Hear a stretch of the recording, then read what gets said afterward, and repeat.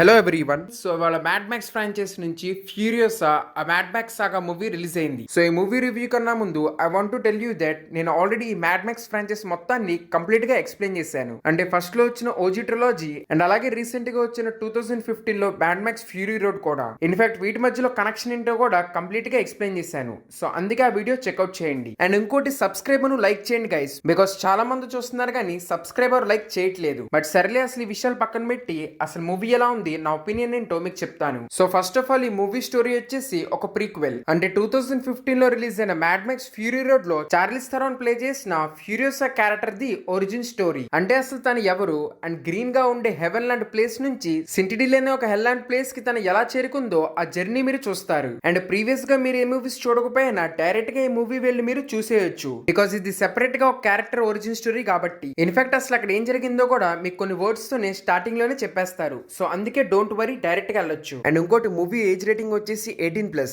And that too only for brutality. Especially 2-3 scenes are really gross. I hope మీరు popcorn order చేసి తింటుంటే ఆ scene రాకూడదు. And అసలు మ్యాడ్ మ్యాక్స్ ఫ్రాంచైజ్ ఫేమస్ అయిందే యాక్షన్ మూలాన, బికాస్ దీనికన్నా ముందు ఎవరు ఇలా రోడ్డు మీద కార్స్ తో చేజింగ్ తో యాక్షన్ సీక్వెన్స్ ఎవరూ చూపిలేదు. సో అందుకే ఈ ఫ్రాంచైజ్ అనేది బాగా ఫేమస్ అయింది. అన్నిటికంటే మ్యాడ్ మ్యాక్స్ ఫ్యూరీ రోడ్ లో యాక్షన్ అయితే నెక్స్ట్ లెవెల్. సో అందుకే యాక్షన్ లవర్స్ అయితే ఈ ఫ్రాంచైజ్ నుంచి వచ్చే ఏ మూవీకైనా బాగా ఇంట్రెస్టెడ్ గా ఉంటారు. సో వాళ్ళనైతే ఈ మూవీ డిసప్పాయింట్ చేయదు, బికాస్ వాళ్ళకి కావాల్సినంత చేసింగ్ స్టైల్లో యాక్షన్ సీక్వెన్సెస్ ఉన్నాయి. లైక్ స్టార్ట్ టు ఎండ్ అనలేము కానీ బిఫోర్ ఎండింగ్ వరకు. ఇన్ఫాక్ట్ ఆ ఎండింగ్ కొంచెం డిఫరెంట్ గా ఉంది, దాని గురించి తర్వాత మాట్లాడదాము. సో ఈసారి చూపించిన కొత్త కార్స్ కొత్త టైప్ ఆఫ్ యాక్షన్ స్టైల్స్ అన్ని బాగున్నాయి. అంటే మరి ఫ్యూరీ రోడ్ లెవెల్లో ఉన్న లార్జ్ స్కేల్ యాక్షన్ సీక్వెన్సెస్ కాదు కానీ but still entertaining. And next ఇంకో బాగున్న విషయం వచ్చేసి యాక్టర్స్.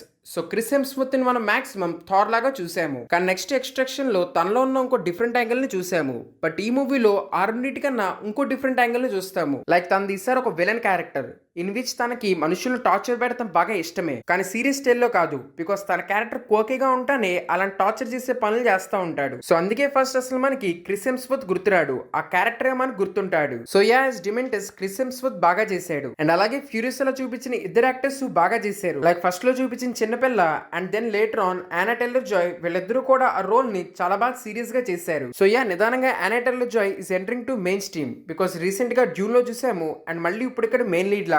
సో మంచి యాక్టర్ కాబట్టి good for her. So the Queen's Gambit అనే సిరీస్ ఉంటుంది, ఖచ్చితంగా చెక్అవుట్ చేయండి. So these are the best parts of the movie, like action and acting. And ఇంకా next story or screenplay ఎలా ఉందనే విషయానికి వస్తే నేను ఆల్రెడీ స్టోరీ గురించి చెప్పేశాను. సో అందుకే ఇంకా స్పాయిల్ చేయాలనుకోవట్లేదు. సో ఇక్కడ చిన్న ప్రాబ్లం వల్ల వీళ్ళ దగ్గర స్టోరీ అనేది కొంచెం తక్కువ ఉన్నట్టు అనిపించింది, బికాస్ మనకి పాయింట్ ఏ తెలుసు, పాయింట్ బి తెలుసు, అంటే దీని తర్వాత ఏం జరిగిద్దో కూడా ఆల్రెడీ తెలుసు. సో ఒక రకంగా క్యారెక్టర్ క్లైమాక్స్ ఏంటో తెలుసు కాబట్టి ఈ రెండిట్ల మధ్యలోనే వాళ్ళ స్టోరీ అనేది బిల్డప్ చేయాలి. సో అందుకే ప్రీవియస్ పార్ట్స్ చూసిన వాళ్ళకి స్టోరీ కొంచెం మిడ్ గా అనిపించచ్చు, బట్ స్టిల్ ఆ మొత్తాన్ని వీళ్ళు యాక్షన్ తో బ్యాలెన్స్ చేశారు. So it was interesting to watch. And ఇంకోటి ఈసారి క్లైమాక్స్ కు వాళ్ళు ఒక డిఫరెంట్ అప్రోచ్ యూస్ చేశారు. సో అదంతా it was kind of okay for me. So అందుకే స్టోరీ పరంగా ఇంకొంచెం ఉంటే బాగుండేది అనిపించింది. అండ్ ఇంకోటి విఎఫ్ఎక్స్ నన్ను కొన్ని చోట్ల డిసప్పాయింట్ చేసింది. అంటే వీళ్ళ దగ్గర వాల్యూమ్ టెక్నాలజీ వచ్చింది కాబట్టి maximum of the scenes volume ముందే షూట్ చేసినట్టు అర్థమవుతుంది. అంటే బడ్జెట్ మూలన ఈ పని చేశారు. సో ప్రీవియస్ పార్ట్స్ అన్ని కూడా అంత లైవ్లీగా ఉండి, సో ఇది మాత్రం కొంచెం కొన్ని చోట్ల అలా ఉండటంతో I was bit disconnecting. So overall నాకైతే మూవీ పరంగా it's just a good movie. Just ఎందుకన్నానో నేను ఆల్రెడీ జస్టిఫై చేశాను అనుకుంటున్నా, బట్ యాజ్ యాక్షన్ లవర్ లా చూస్తే ఇంకో 5 మార్క్స్ ఫర్ గుడ్ యాక్షన్ అని చెప్పి ఇవ్వచ్చు. సో అందుకే యాక్షన్ లవర్స్ అయితే డెఫినెట్లీ మిస్ అవ్వద్దు, బికాస్ చాలా మంచి ఎక్స్పీరియన్స్ ఇస్తుంది. సో ఇంకా ఇదేనా జెన్యూన్ రివ్యూ. నచ్చుంటే లైక్, షేర్ అండ్ సబ్స్క్రైబ్. ఇంకా థ్యాంక్ యూ ఎవ్రీవన్. నెక్స్ట్ వీడియోలో కలుద్దాం.